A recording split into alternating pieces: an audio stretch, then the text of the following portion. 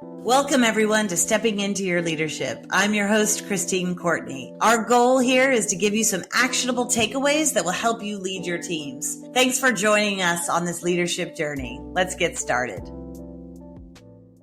Hello, everybody. Welcome to Stepping Into Your Leadership. I'm your host, Christine Courtney, and I'm here today with one of my absolute favorite teachers, coaches, mentors, and all-around people. Mark Taylor is in the house today. Hello, Mark. Hello, Christine. Just to give you a little intro into this wonderful person, if you don't know him already, Mark has run numerous companies in his past, but he's also a CEO, master chair, chair of excellence, star award winner, and most recently the COPE award winner for 2022, which is basically an award given to the Vistage chair that has the greatest contribution to the Vistage mission and values. And he does that in so many ways. I am in one of his CEO groups. He has many. He works with hundreds of CEOs and key executives across the country, especially here in New York. And I can tell you that he's brought things that he and I completely agree and get excited, jazzed about. And that is tribal leadership, positive intelligence, and now what we're going to talk about today, which is the 6 types of working genius. So welcome, Mark. And as an intro, before we jump into the nitty gritty, I wanted to just remind people or introduce to you for the first time what the 6 types of working genius is. It comes from the Patrick Lencioni and his people at the table group. And it's a probably 10-minute assessment that helps you to see what brings you the most joy, satisfaction, and energy at work.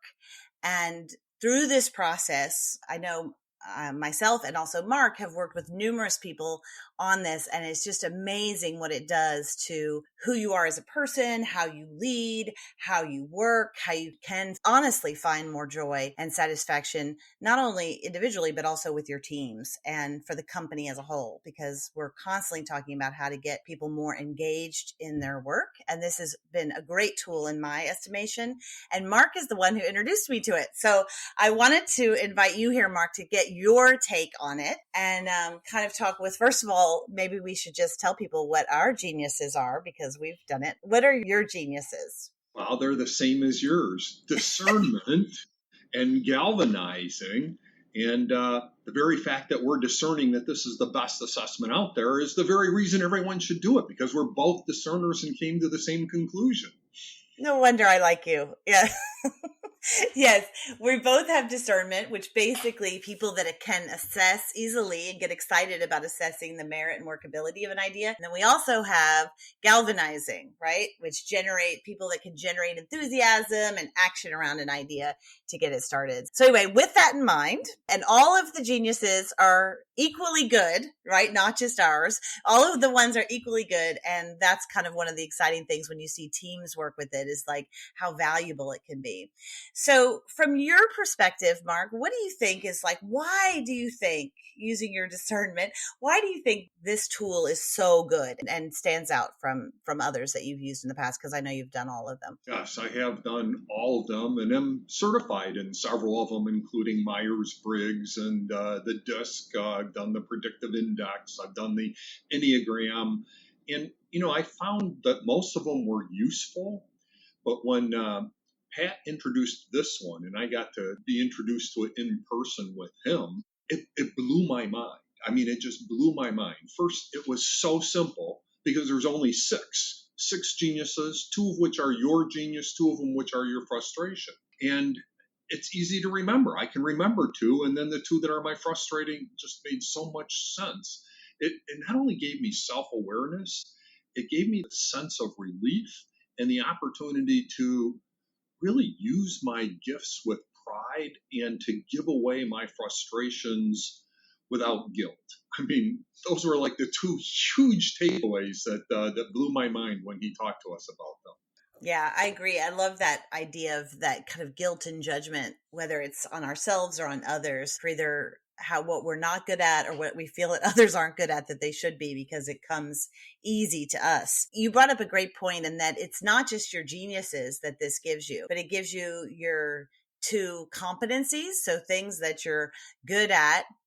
And a lot of times people think those are your geniuses, right? Because you're good at them, but it can burn you out over time if you spend too much time working in those competencies. And then the frustrations, usually people are like, oh yeah, that's definitely my frustration. And so we tend to either hate our work if we're working too much in our frustrations. We tend to avoid things if they're too much in our frustrations. So where have you seen it really work for either yourself, like a specific story of where it's really worked for yourself, or maybe another CEO or key executive that you work with? You know, when he first said discernment was my genius and I read what that is, I mean, I kind of knew that.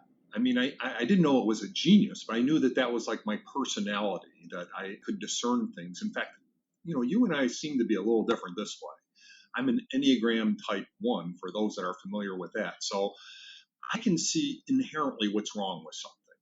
I mean, I could walk into a room and I can see that, there's a flower that's like this way when everyone's saying that there's a perfect bouquet. And I never considered that a genius. In fact, my wife, who has the genius of inventing and discernment, she comes up with lots of ideas, and I would automatically say, "What's wrong with it?" And she would say, "You're raining on my parade." And normally, it was a constraint in our relationship, so that I wasn't offering it, I wasn't seeing it as a genius. But when he said it was a genius, wow, it clicked that I could use this as a force for good.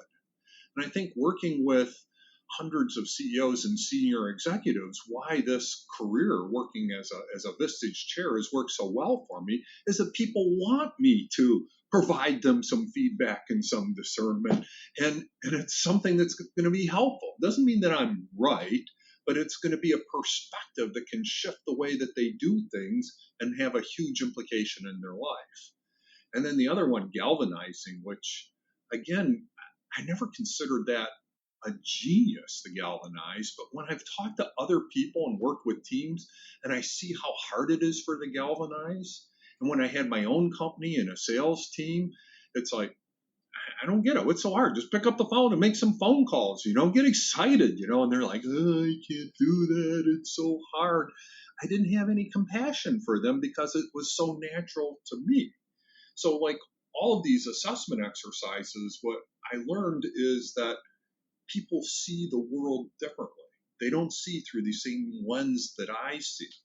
And for working with executive teams, this is perfect because typically the CEO or the boss thinks that the way they see the world is the way that the world is. But if they can see what the geniuses of each of the members of their team are, and then can count on them and ask them and invite them to give their perspective, that's where I see true collaboration begin. Yeah. Yeah, I love that story that you shared about your assistant and finally feeling guilt about that. I was wondering if you could just share a little bit about, because I think a lot of people can relate to that story. So I have an assistant. Her name's Daphne, and she's been with me for 8 years. And Daphne has the genius of enablement and tenacity. What are those, Christine? Enablement and tenacity. Enablement are those wonderful people that kind of agree to support and assist in the implementation of anything. They're people that know, kind of can tell who has too much on their plate, who can take on more. They're wonderful people. They tend to be really nice people and like easy to work with, whether they're friends or whether they're in your workplace. And then tenacity are those people who kind of absolutely commit to ensuring that an idea or something gets done and that results get achieved. Yes. So super important. Very important. Enablement is my frustration. Now, you wouldn't think that somebody that's an executive coach would have enablement as your frustration. But what I learned about it, because I thought that didn't make sense when I learned it, is that if somebody wants me to support them in their strategy and their plan, that's not something I get very excited about. That's why I've always been either the boss or the CEO or an independent contractor, is that, I don't get that excited about going to somebody else's idea. It's frustrating. It doesn't mean we can't do these things. It's frustrating. And tenacity is my competence, but it's not my genius. So I can do the details, but I'll tell you, after doing details, like if I'm reviewing the invoices or the accounts receivable, I mean, I can do it. I understand a financial statement, but it wears me out. I mean, an hour of that and I'm exhausted, which is now what I understand what people that don't have the genius of galvanizing, when they say they can go to a party, they can network, they can do things, but it just wears them out. It gives me a lot more compassion for them. So I would feel guilty about all the work that I give my assistant Daphne. I mean, she does all of the agendas for the meetings and she does a beautiful job and she loves doing it. In fact, there was one time, I saw that she worked on this one agenda for 4 hours and I'm like, oh my God, this agenda is not worth the amount of money that I'm paying you to work on this. And she said, no, I'll do it for free. I love doing this. I mean, what I hate doing, she loves doing. And so I'm actually providing her a gift when I'm delegating these things, which takes away all this guilt that I had on my shoulders and allows me to contribute to her because she loves to do it. I love giving her things that she loves to do. It makes me feel good about giving her something to do. Yeah, I love that. And then it just frees everybody up. I work with one of the women that I coach at a project management firm. She was saying to me in one of our meetings, like, oh, I feel like I don't know if this is the right job for me. I don't feel like I get to use my creativity enough. And I was like, And I looked at her working genius assessment and I said, well, it's interesting. You have a lot of tenacity and enablement, right? So what do you mean by creativity? Like what? She goes, well, maybe it doesn't have to be creativity, but like I started working on this spreadsheet the other day where it could on whimsical, where it could lead to one thing or another. And it was kind of choose your own adventure. And she goes, I got so excited. And I was color coding and I was changing the fonts and to me, that is the most like, I would just never be able to sustain energy for that. But to her, that was creativity. And that was her way that shows itself in the world. And she just lit up. So I was like, great, do more of that. That is exactly what your job can be. It's just adding your genius to it. And so we pushed her and she's now presenting it at their company meeting. And so that now all of a sudden those conversations have shifted to like, instead of bemoaning like maybe there's not enough opportunities for me in this job. Well, how can you take this job and make it just with slight changes, adjust it to get just 10%, 20% more of what you love? And it actually, if you do that, is going to affect others in the company and help the company overall as a whole, I love that idea. You also said something that I loved where you said in that discernment genius that you were able to kind of shift perspectives. And I think that's true because I had a similar but different experience. When I saw discernment, I just thought that was wrong. Like it just seemed like just way too, I don't know, before I knew really what it was, it felt too, I find myself so optimistic and positive that I was like, this doesn't sound like me. And then when I started looking at it, I was like, no, that is me completely. And I never really saw it as a genius. I saw it as something that maybe slowed us down or, avoided some of the tenacity parts that come later in the process of work. But now I really see it. And to me, it's about when do I use it? If I use it when we're at the end of a process, my team hates it. They're like, why is she doing this now? We have to get this done. It's good enough. It cannot keep getting better and better and better, right? Just let us finish something because we have the problem sometimes of not finishing. And I had to look at myself and go, I think that's me. I just keep going, now it can be better. Let me fix this. So I appreciated seeing like, okay, this discernment genius, I have to use it right away in the beginning, when we've come up with an idea before it gets out onto the line till it starts going down. Yeah. And that's what other thing I liked about it is that, it follows the way a project works. It starts with wonder at the top, somebody wondering something, and then somebody inventing something, and then discernment. Is this a good idea? I mean, Pat told us the story that a shoe company that he worked with by the name of Nike, they would invent lots of shoes, but they wouldn't go to market because they didn't have anyone on the team with the discernment to say, that shoe's not such a good idea. Maybe you should skip that design. So you have discernment and then galvanizing, somebody that's got to get people excited about it, and then the enablement that people get excited about it, and then the tenacity, the people that bring it over the finish line. And if you don't do them at the right stage of a project, it's going to create friction. It's going to be, it's create a problem. Like discerning when they're in the tenacity mode isn't useful, or wondering if we should even do that isn't useful. So Yeah. we both know a couple of wanderers that are in our Vistage group.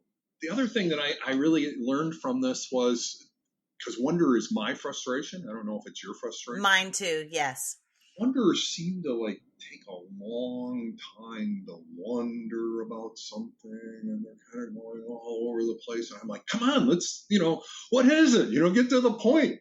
And I've learned to, again, I got to slow down and let them wonder that that's their gift. And now I can go and say, okay, wanderers, what about this? What are you wondering about? And really solicit their genius to bring them in, and again, to create a level of collaboration that I see from Working Genius that I haven't seen from any of the other assessments. I mean, it's useful to know, what people's working styles are, if they're dominant or if they're the detail person or if they're the steady Eddie person. But I don't know that it helps you create and collaborate on a project the way that Working Genius does. And it's so easy to remember. That's what I love about it. I mean, you can do this with, your team, and what everybody is on the team, so that then you can give them tasks according to their level of genius and not frustrate them. So I think you're engaging people more in your workplace as well. Yes, I don't know if I told you this story, Mark, but I think you'll appreciate it, and maybe you guys out there can relate to it. I was doing a workshop session on the Working Genius with teams at this one company, and at one point I divided them up by their pairing. Do you know what I mean? Like, so by whatever was the most dominant genius. So you had all the tenacity, very strong tenacity people in one group, whoever had strongest as enablement in one, you had the invention group, the wanderers, and then all the question was, is that you have to plan the next company holiday party, right? Simple. Gave them a few minutes. Well, just walking around and watching how they worked was interesting. You could see, and I had to reflect this back to them because they can't see it because they're in it. But like the enablement group, for instance, everybody was like in a circle, listening to each other, very supportive of all the ideas, hardly getting even to the final stage because they wanted to make sure everybody was heard. The tenacity people are always done first. They're done in like 5 minutes. And I'm always like, how did you do that? No matter how big the group is, the wanderers, they have they have pictures, they're drawing, they're, doodling. They never have like a clear vision of what they're producing, but there's something in it, and the discerners one, well, I'll tell you what happened with the inventors and discerners in just a second. But we presented them, and I always go in order so you can see, right? We start with the wanderers, and people are watching them going, what are they talking about? Like they are taking us on this like, virtual reality trip of whatever. And people are like, how does this work for a holiday party? Like, but you can see everybody just listening, and then the invention group goes, and the invention group is amazing. Right. I mean, they have things happening at the top of the Met to a scavenger hunt to here they have worked it all into a theme, and then the discerners go next and they're like, oh, well, we had a similar thing. We were going to go on a boat trip around Manhattan, but then we realized that some people might get sick, and then some people this might happen. So we just decided that the boat won't move. It'll just be there. And I'm like, leave it to discerners to take the fun out of anything. Like they over discerned it so much that it was no longer like, they took all the fun out of the invention idea that was there, and I thought, oh, that's funny. If you don't have someone else like combating that, what can happen, right? Because then it gets all about the rules and the possibilities of problems. And then the galvanizing group, everybody presents. They're all up there. It's not just one presenter. They're all talking, and they always go over time. And it's usually like they forget to say the details, but we're all ready to go. We're ready at the end of it. And then the enablement group goes, it's very nice. And they all have a voice, and they use words like, well, when we got together and we had this idea. Oh, and so had this idea. Don't forget so-and-so also did this. And they share the credit. And then the tenacity people go and they go, I think we might have done this wrong. And I was like, what do you mean? And they said, well, we just planned last year's party. And I was like, what? They were like, yeah, we just got the agenda from last year's party and just put it back out. That's why we were done so quick. Like, it works. Why change it? And I thought, how funny. And I asked the group, I said, which of these parties is most likely to happen in an efficient way? And they're like, the tenacity people. We know it works. But which one are you most excited about going to? And it was always the invention group. So then it's like, what if those people, when you were planning your holiday party, what if you had a mixture of this? What would happen then? And then you see the light bulbs go off, right? And then they start going, wait a minute, who do I have on my team? Who don't I have on my team? How can I adjust these geniuses on my working group depending on what the project is? And I just thought it happens. We do the same one with group after group, and it's a version of the same thing. You know, it's just, I find it so fascinating as to what happens. It is. You know, Pat's first book was The 5 Dysfunctions of Team, and I think they renamed it, you know, The 5 Behaviors of High-Performing Teams. And he said at this meeting that I was at with him that he wished he would have written Working Genius first. Because the 5 dysfunctions of team, the first one is trust, and Working Genius is something that brings trust, because you learn to trust, you know, the inventors. You learn to trust the tenacity. You learn to trust what their geniuses are. I mean, it just makes a lot of sense. I highly recommend that every executive team take advantage of this tool. Yeah. Thank you. Thank you so much, Mark, for coming. It was a pleasure to spend a little time with you this morning. If you're interested in learning more about the 6 types of working genius and how you can use it more in your life or in your workplace, listen to the other episodes that we have on this topic, and you can see it in the show notes. I promise you it will be worth it. Also, check out Mark's podcast. You'll find it on many platforms, but it's called Helping Leaders Achieve What Matters. And where can they find you, Mark? They can find me at marktaylor.nyc, because there was a lot of Mark Taylors in the world that couldn't get the com. They can see me on LinkedIn. If they just do Mark Taylor and Vistage, they'll see me there. You can see a lot of LinkedIn live events that turn into podcasts, and you can see me on the YouTube channel. I have a YouTube channel as well, so I'm easy to find. Get yourself a little Mark Taylor in your life. I promise you, your life will be better and more enriched. Thank you so much, Mark, and learn about your geniuses. I can't wait to hear about them. Thank you, Christine. Thanks for joining us. I look forward to seeing you again. Thanks, everybody, for listening. I'd like to give a special shout out to our podcast producer, Richard Francisco. Check out our notes for any details. And if you get anything out of this, please follow us. And if you enjoy it, please take a moment to rate us or write a comment. It will mean the world to us. We'd love to hear from you. And if you just can't get enough, follow me on TikTok and check out tlpnyc.com/podcast for more information.